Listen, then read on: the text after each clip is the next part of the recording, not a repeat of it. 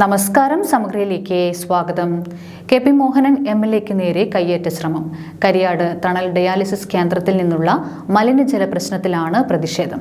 സമീപത്തുള്ള അങ്കണവാടി ഉദ്ഘാടനത്തിനെത്തിയപ്പോഴായിരുന്നു സമരക്കാരുടെ പ്രതിഷേധം.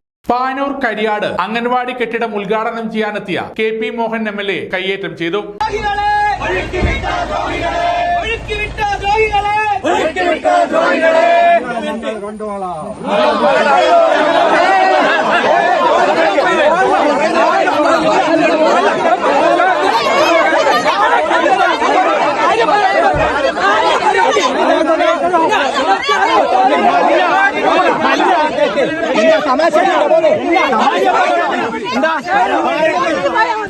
കരിയാട് പുതുശ്ശേരി പള്ളിക്ക് സമീപം പ്രവർത്തിക്കുന്ന തണൽ അഭയ ഡയാലിസിസ് സെന്ററിൽ നിന്നും മലിനജലം പുറത്തേക്ക് ഒഴുകുന്നു എന്നാരോപിച്ചാണ് സമരസമിതിയുടെ നേതൃത്വത്തിൽ അംഗൻവാടി കെട്ടിടം ഉദ്ഘാടനം ചെയ്യാനെത്തിയ കെ.പി. മോഹൻ എം.എൽ.എ തടഞ്ഞത്. തുടർന്ന് അവിടെ എത്തിയ നഗരസഭാ ചെയർമാൻ കെ.പി. ഹാഷിമും സമരക്കാരും തമ്മിൽ സംസാരിച്ചു. നഗരസഭാ ചെയർമാനെയും കൌൺസിലർമാരെയും ഉദ്ഘാടന സ്ഥലത്തേക്ക് കടന്നുപോകാൻ സമരക്കാർ അനുവദിച്ചു. ഡയാലിസിസ് സെന്ററിൽ നിന്നുള്ള മലിനജലം കാരണം കുടിവെള്ളം പോലും മലിനമാകുന്നു എന്ന് ആക്ഷേപിച്ചാണ് സമരക്കാരുടെ പ്രതിഷേധം. പ്രതിഷേധത്തിനിടയിൽ അംഗൻവാടി കെട്ടിടം കെ.പി. മോഹൻ എം.എൽ.എ ഉദ്ഘാടനം ചെയ്തു. അവരുടെ സാമൂഹികപരമായ കാര്യങ്ങളിലൊക്കെ തന്നെ ഇടപെടാനുള്ള ഏറ്റവും വലിയ ഇടമായിട്ടാണ്. പഴയകാലത്തെ പോലെയല്ല.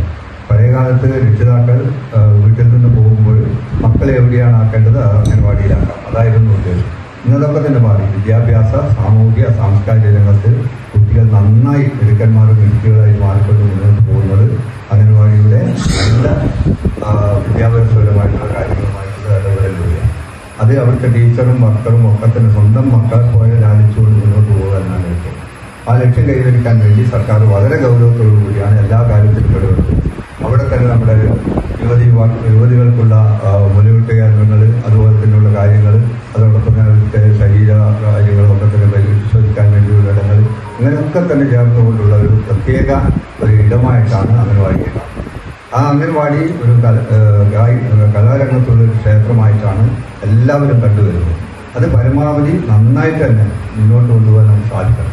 അത് നമ്മുടെ ആവശ്യവുമാണ്. അത് ഈ പ്രദേശത്ത് അപ്പോൾ സാമൂഹ്യപരമായ കാര്യങ്ങൾ ഇടപെട്ടുണ്ട് അംഗൻവാടികളൊക്കെ ഇനിയും കൂടുതലായിട്ട് ഞങ്ങൾ പറഞ്ഞതാണ്, ഇനിയും കൂടുതലായിട്ട്. അതേസമയം ഇപ്പം മാതൃകാ അംഗൻവാടികൾ കെ.പി. ഹാഷിം അധ്യക്ഷത വഹിച്ചു. അഭയ ഡയാലിസിസ് സെന്ററിന്റെ മലിനജലം ഈ തുടങ്ങുന്ന അംഗൻവാടി പരിസരത്താണ് അവർ പൈപ്പിട്ടിട്ട് ഉപേക്ഷിച്ചത്. അത് എല്ലാവർക്കും അറിഞ്ഞ കാര്യം തന്നെ. ചെയർമാൻ പി കെ രാജനെ ഞങ്ങൾ കാണിച്ച്, ഹെൽത്ത് ഇൻസ്പെക്ടറെ കാണിച്ച്, എല്ലാവർക്കും ഇത് അറിഞ്ഞ കാര്യം. എന്നതിന് ശേഷം ആ മലിനജലം പോകുന്ന പൈപ്പ് അവർ കട്ട് ചെയ്ത് അതിന് ദൃക്സാക്ഷി ഇപ്പവും കൂടി അത് അവിടെ തന്നെയുണ്ട്. അടിയിൽ കൂടി നല്ല വെള്ളം എടുക്കുന്നതിന്റെ അതേ റൂട്ട് കൂടി വേറൊരു മലിനജലം പോകുന്ന പൈപ്പ് ഇട്ടിട്ട് ആണ് ഇവർ ഇവിടെ ഒഴിക്കിയത്. അങ്ങനത്തെ സ്ഥലത്താണ് ചെറിയ പിഞ്ചു കുഞ്ഞുങ്ങളെ ഇവിടെ സ്കൂളിലേക്ക് അവർ അനയിച്ച് കൊണ്ടുവരുന്നത്. അത് നാട്ടുകാരായ ഞങ്ങൾ, പരിസരവാസികൾ, ഞങ്ങൾക്ക് അറിഞ്ഞ കാര്യം. ഞങ്ങൾ ഒരിക്കലും അത് ചെയ്യാൻ ഞങ്ങൾ നിർബന്ധിതരാകൂല. ആയതുകൊണ്ട് ഈ സ്ഥാപനം ഇവിടെ ഇപ്പം ഇന്ന് തുടങ്ങുന്നതെന്ന് പറയുന്നത് അത് തുടങ്ങുവാൻ ഞാനും കുട്ടികൾ ഒരു കുട്ടി പോലും ഇവിടെ വന്ന് അങ്കണവാടി പ്രാരംഭ വിദ്യാഭ്യാസം ചെയ്യൂല. അംഗൻവാടി ഉദ്ഘാടനത്തിന് പരിസരത്തുള്ള ആരോടും ഒന്നും പറയുമൊന്നും അവർ ചെയ്തിട്ടില്ല. പിന്നെ കുട്ടികളെ കൊണ്ടാക്കണമെങ്കിൽ ഇവിടെ കുറുക്കം വേറെ, പന്നി വേറെ, പിന്നെ അതിന്റെ ചുറ്റുപാട് മുഴുവൻ കാട് പോലെയാണ്. പിന്നെ അവര് പറയുന്നത് കുട്ടികളെ അതിന്റെ ഉള്ളിൽ അടച്ചിട്ടിട്ട് പുറത്തിറക്കൂലെന്ന്. കുട്ടികള് പിന്നെ കളിച്ച് വളരേണ്ട കുട്ടികളല്ലേ, അവരതിന്റെ ഉള്ളിൽ അടച്ചിട്ടിട്ട് അപ്പൊ ഇല്ലെങ്കിൽ തന്നെ അവര് മണ്ണിലും എല്ലാം മണ്ണ് വാരി കളിക്കുന്ന കുട്ടികൾ, ആ പ്രായത്തിലുള്ള കുട്ടികളെ അവിടെ കൊണ്ടുവരുന്നത്. അപ്പം പിന്നെ ആ കുട്ടികളെ അകത്തിട്ട് മാത്രം പൂട്ടണമെങ്കിൽ ഞങ്ങൾക്കറിയില്ല, വീട്ടിൽ തന്നെ പൂട്ടിയിട്ടാ പോരെ.